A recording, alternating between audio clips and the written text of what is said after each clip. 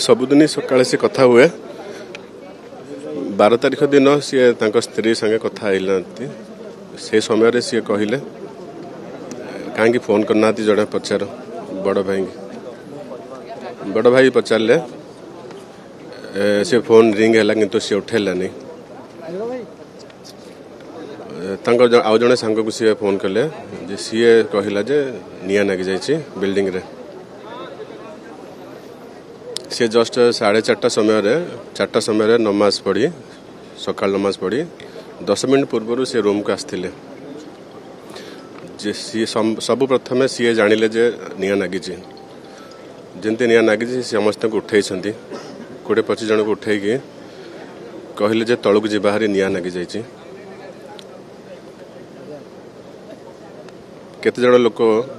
छात पर पलैले 6 महला बिल्डिंग ये फ्लैट को से केते जन बची जाती ये तल को पलि आसला फर्स्ट फ्लोर को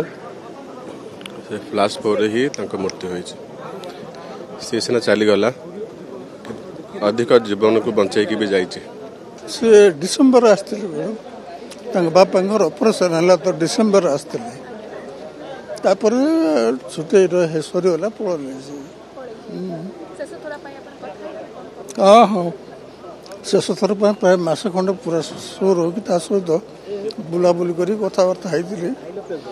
बहुत मेलापी छुआटा खाली गला बताई कहले बापा तुमको लगले बोली कहीकि पलैले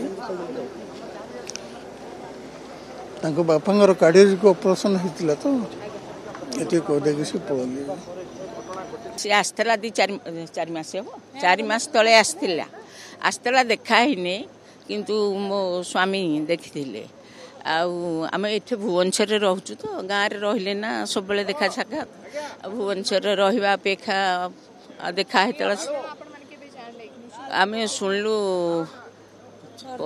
परदिन राति 11 साढ़े 11 बेलू मोर बड़ जा जी से कटक रे थिले से शुणिकी फोन कले किए से बोली आम बाबू धइले मु कहली किए ना भाभी कर कौन ना एमती जहुर मौत हो गला शुणिलु आया है कि दुख दिन आम भुवनेश्वर अच्छु।